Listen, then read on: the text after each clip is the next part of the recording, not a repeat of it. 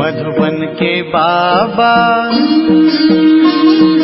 मधुबन के बाबा मुरली वाले, आपका क्या कहना, आपका क्या कहना। ओम शांति। आज 20 फरवरी 2024 के साकार मधुर महावाक्य है।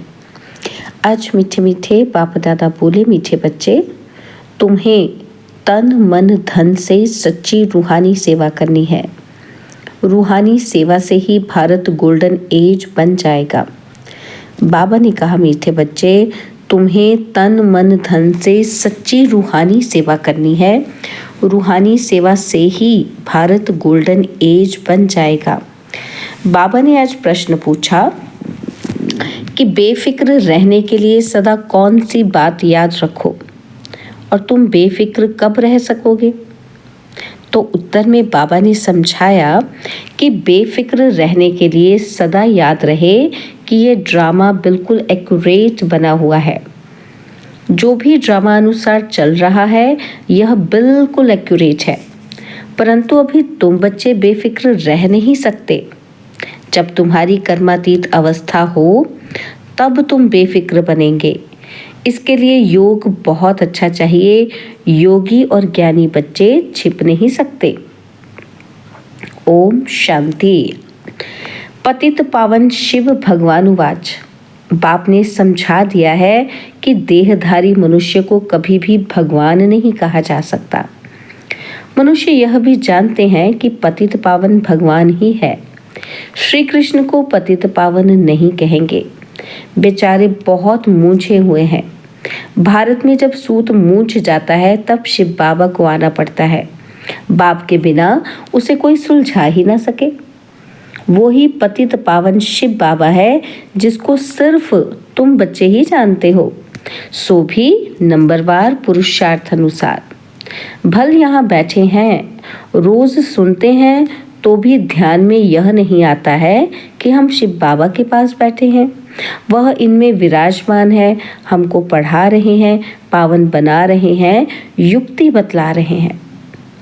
तुम स्वदर्शन चक्रधारी बन रचता और रचना की नॉलेज पाकर काम को जीत जगत जीत बनते हो। तो वह बाप पतित पावन भी ठहरा, कोई रचना का रचता भी ठहरा। अभी बेहद का राज्य पाने के लिए तुम पुरुषार्थ करो। हर एक समझते हैं कि हम शिव बाबा से राज्य भाग्य ले रहे हैं। यह भी यथार्थ रीति समझ नहीं सकते। कोई थोड़ा जानते, कोई तो बिल्कुल ही नहीं जानते। शिव बाबा तो कहते हैं कि मैं पतित पावन मैं हूँ। मेरे से अगर कोई आकर पूछे तो मैं अपना परिचय दे सकता हूँ। तुमको भी तो बाप ने अपना परिचय दिया है ना। तो शिव बाबा कहते हैं, मैं साधारण तन में प्रवेश करता हूँ। यह साधारण तन है, झाड़ के अंत में खड़ा है, पतित दुनिया में खड़ा है और फिर नीचे तपस्या कर रहे हैं। इनको भी तपस्या शिव बाबा सिखला रहे हैं। राजयोग शिव बाबा सिखाते हैं। नीचे आदि देव और ऊपर में आदि नाथ। तुम बच्चे समझा सकते हो कि हम ब्राह्मण शिव बाबा की संतान हैं। तुम भी शिव बाबा के बच्चे हो, परंतु जानते नहीं हो। भगवान एक है, बाकी सब ब्रदर्स हैं। बाप कहते हैं, मैं अपने बच्चों को ही पढ़ाता हूँ। जो मुझे पहचानते हैं उन्हों को ही पढ़ाकर देवता बनाता हूँ। भारत ही स्वर्ग था, अब नरक है। जो काम को जीतेगा वही जगत जीत बनेगा। मैं गोल्डन वर्ल्ड की स्थापना कर रहा हूँ। अनेक बार यह भारत गोल्डन एज में था, फिर आयरन एज में आया। ये कोई भी जानते ही नहीं। रचयिता और रचना के आदि मध्य अंत को कोई जानते नहीं। मैं नॉलेजफुल हूँ। यह है एम ऑब्जेक्ट। मैं इनके साधारण तन में प्रवेश होकर नॉलेज देता हूँ। अब तुम भी पवित्र बनो। इन विकारों को जीतने से तुम जगत जीत बनेंगे। ये सब बच्चे पुरुषार्थ कर रहे हैं। तन मन धन से रूहानी सेवा करते हैं, जिस्मानी नहीं। इनको स्पिरिचुअल नॉलेज कहा जाता है। यह भक्ति नहीं है, भक्ति का युग है द्वापर कलयुग, जिसको ब्रह्मा की रात कहा जाता है, और सतयुग त्रेता को ब्रह्मा का दिन कहा जाता है। कोई गीता पाठी आए तो उनको भी समझाएंगे कि गीता में भूल है। गीता किसने सुनाई और राजयोग किसने सिखाया? किसने कहा है कि काम पर जीत पाने से तुम जगत जीत बन जाएंगे? यह लक्ष्मी नारायण भी जगत जीत बने हैं ना।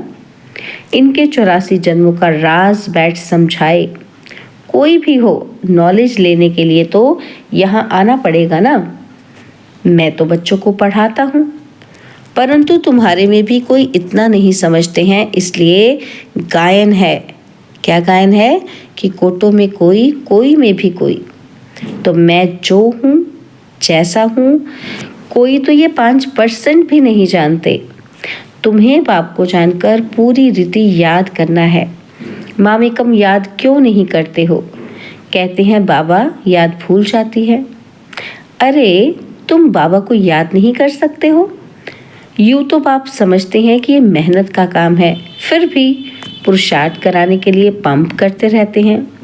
अरे जो बाप तुमको क्षीर सागर में ले जाते हैं, विश्व का मालिक बनाते हैं, उनको भूल जाते हो? माया भुलाएगी भी ज़रूर, टाइम लगेगा। ऐसे भी नहीं कि माया को भुलाना ही है इसलिए ठंडे होकर बैठ जाओ। नहीं, पुरुषार्थ ज़रूर करना है, काम पर जीत पानी है। मामेकम याद करो तो विकर्म विनाश होंगे। जैसे तुम बच्चों को बोलता हूँ, वैसे कोई भी बड़े से बड़ा जज आएगा, उनको भी बाप बोलेंगे ना बच्चे, क्योंकि मैं तो ऊंचे से ऊंचा भगवान हूँ। ऊंचे से ऊंची पढ़ाई मैं ही पढ़ाता हूँ, प्रिंस प्रिंसेस पद पाने के लिए। बाप कहते हैं मैं इनको पढ़ा रहा हूँ, यही फिर श्री कृष्ण बनते हैं। ब्रह्मा सरस्वती वो ही फिर लक्ष्मी नारायण बनेंगे। यह प्रवृत्ति मार्ग चला आता है, निवृत्ति मार्ग वाले राजयोग सिखला न सके। राजा रानी दोनों चाहिए। विलायत में जाकर कहते हैं हम राजयोग सिखलाते हैं, परंतु वह तो सुख को काग विष्टा समान कहते हैं, फिर राजयोग कैसे सिखाएंगे? तो बच्चों को उछल आनी चाहिए, परंतु बच्चे अजुन छोटे हैं, बालिग नहीं बने हैं। बालिग बने की हिम्मत चाहिए। बाप बतलाते हैं यह है रावण संप्रदाय। तुम पुकारते हो पतित पावन आओ, तो यह पतित दुनिया है, यह पावन दुनिया है। तुम समझते हो ना कि हम नरकवासी हैं। क्या यह दैवी संप्रदाय है, राम राज्य है? तुम राम राज्य के नहीं हो। अब रावण राज्य में सबकी आसुरी बुद्धि है। अब आसुरी बुद्धि को दैवी बुद्धि बनाने वाला कौन? ऐसे 4-5 प्रश्न पूछो तो मनुष्य सोच में पड़ जाए। तुम बच्चों का काम है बाप का परिचय देना। झाड़ तो धीरे धीरे बढ़ता है और फिर बहुत वृद्धि को पाएंगे। माया भी चक्री लगाकर एकदम गिरा देती है। बॉक्सिंग में भी बहुत मरते हैं, इसमें भी बहुत मर जाते हैं। विकार में गया और मरा, फिर नए सिरे पुरुषार्थ करना पड़े। विकार एकदम मार डालता है। जो कुछ जंक निकाल पतित से पावन बना, वह की कमाई चट हो जाती है। फिर नए सिर मेहनत करनी पड़े। ऐसे नहीं कि उनको अलाउ नहीं करना है, नहीं, उनको समझाना है कि जो कुछ याद की यात्रा की, पढ़ा, वे सब खलास हो गया। एकदम नीचे गिर पड़ते हैं, फिर भी घड़ी घड़ी आकर गिरते रहेंगे तो कहेंगे गेट आउट। 1-2 बारी आजमाया जाएगा, 2 बार माफ़ी मिली, फिर केस होपलेस हो जाता है। फिर आएगा भी, लेकिन एकदम डर्टी क्लास में। भेंट में तो ऐसे कहेंगे ना। जो बिल्कुल कम पद पाते हैं उनको कहेंगे डर्टी क्लास। दास दासियां, चंडाल, प्रजा के भी नौकर चाकर सब बनते हैं ना। बाप तो जानते हैं कि मैं इनको पढ़ा रहा हूँ। हर 5000 वर्ष के बाद पढ़ाता हूँ, वह लोग लाखों वर्ष कह देते हैं। आगे चलकर यह भी कहने लग पड़ेंगे कि बरोबर 5000 वर्ष की बात है। वो भी महाभारी लड़ाई है। परंतु याद की यात्रा में रह न सके। दिन प्रतिदिन टू लेट होते जाएंगे। गाया भी जाता है कि बहुत गई थोड़ी रही, थोड़ी की भी थोड़ी रही। ये सब इस समय की बातें हैं। बाकी थोड़ा समय है पावन बनने में। लड़ाई सामने खड़ी है। अपने दिल से पूछना है कि हम याद की यात्रा पर हैं। जब कोई नया आता है तो बच्चों को फॉर्म ज़रूर भराना है। जब फॉर्म भरे तब उनको समझाया जाए। अगर किसी को समझाना ही नहीं है तो फॉर्म ही क्या भरेगा। अगर किसी को समझना ही नहीं है तो वो फॉर्म ही क्या भरेगा। तो ऐसे तो ढेर आते हैं। बोलो, बाप को पुकारते हो पतित पावन आओ, तो ज़रूर यह पतित दुनिया है। तब तो कहते हैं कि आकर पावन बनाओ। फिर कोई बनते हैं, कोई नहीं बनते हैं। बाबा के पास पत्र तो ढेर आते हैं। सब लिखते हैं शिव बाबा केयर ऑफ ब्रह्मा। शिव बाबा भी कहते हैं कि मैं साधारण तन में प्रवेश करता हूँ। इनको 84 जन्मों की कहानी सुनाता हूँ और कोई भी मनुष्य रचता और रचना के आदि मध्य अंत को नहीं जानते हैं। अब बाप ने ही तुमको बताया है। यह चित्र आदि भी बाबा ने दिव्य दृष्टि देकर सब बनवाए हैं। बाबा तुम आत्माओं को ही पढ़ाते हैं। आत्माएं झट अशरीरी हो जाती हैं। इस शरीर से अपने को अलग समझना है। बाबा कहते हैं बच्चे, देही अभिमानी भव, अशरीरी भव। मैं आत्माओं को पढ़ाता हूँ। यह मेला है आत्माओं का और परमात्मा का। इस संगम का मेला कहा जाता है। इसे संगम का मेला कहा जाता है। बाकी कोई पानी की गंगा पावन नहीं बनाती है। साधु संत ऋषि मुनि आदि सब जाते हैं स्नान करने। अब गंगा पतित पावनी हो कैसे सकती। भगवानुवाच है ना कि काम महाशत्रु है। इस पर जीत पाने से तुम जगत जीत बन जाएंगे। गंगा व सागर तो नहीं कहते, यह तो ज्ञान सागर बाप समझाते हैं। इन पर जीत पाने के लिए मामेकम याद करो तो तुम पावन बन जाएंगे। दैवी गुण धारण करो, किसी को दुख मत दो। पहला नंबर दुख है काम कटारी चलाना। यही आदि मध्य अंत दुख देने वाला है। सत्युग में यह होता ही नहीं। वह है पावन दुनिया, वहाँ कोई पतित रहता ही नहीं। जैसे तुम योग बल से राज्य लेते हो, वैसे वहाँ योग बल से बच्चा पैदा होता है। रावण राज्य ही नहीं। तुम लोग रावण को जलाते हो, पता ही नहीं पड़ता कि कब से जलाते आए हो। राम राज्य में रावण होता ही नहीं। ये बड़ी समझने की बातें हैं जो बाप बैठ समझाते हैं। समझाते तो बहुत अच्छा है, परंतु कल्प कल्प जो जितना पढ़े हैं उतना ही पढ़ते हैं। पुरुषार्थ से सारा मालूम पड़ जाता है। स्थूल सेवा की भी सब्जेक्ट है। मनसा नहीं तो वाचा कर्मणा। वाचा तो बहुत सहज है। पहले है मनसा, अर्थात मन मना भव। याद की यात्रा में रहना है। अपने को आत्मा समझ बाप को याद करना है। बाबा से शिक्षा लेनी है। बहुत हैं जो बाप को याद नहीं कर सकते। ऐसे नहीं कहेंगे कि ज्ञान को याद नहीं कर सकते, मामेकम याद नहीं कर सकते। याद नहीं करेंगे तो ताकत कैसे मिलेगी। बाप सर्वशक्तिमान है।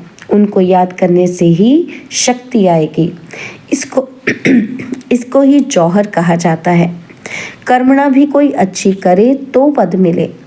कर्मणा भी नहीं करते तो फिर पद क्या मिलेगा। सब्जेक्ट होती है ना, तो यह है गुप्त समझने की बातें। वो लोग योग योग कहते रहते हैं, परंतु समझते नहीं कि योग से तुम विश्व की बादशाही लेते हो। योग बल से ही वहाँ बच्चा पैदा होता है। यह भी किसी को पता नहीं है। तुमको समझाया जाता है, फिर भी आधा कल्प के बाद तुम माया के मुरीद बन जाते हो और फिर माया तुमको अभी भी नहीं छोड़ती है। अब तुमको शिव बाबा के मुरीद बनना है। कोई भी देहधारियों का मुरीद नहीं बनना है। बहन भाई भी अब कहा जाता है पवित्र बनने के लिए। फिर तो इससे भी ऊपर जाना है। भाई भाई समझना है, भाई बहन की दृष्टि भी नहीं। ड्रामा अनुसार जो कुछ चलता है बिल्कुल एक्यूरेट। ड्रामा बहुत एक्यूरेट है। बाप तो बेफिक्र है, इनको तो फिक्र ज़रूर रहेगा। बेफिक्र तब रहेंगे जब कर्मातीत अवस्था होगी, तब तक कुछ ना कुछ होता है। योग अच्छा चाहिए, योग के लिए बाबा अब जोर देते हैं। इसके लिए कहते हैं घड़ी घड़ी भूल जाते हैं।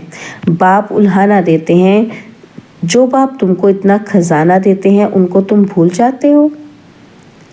बाप जानते हैं किसमें ज्ञान है किसमें नहीं है।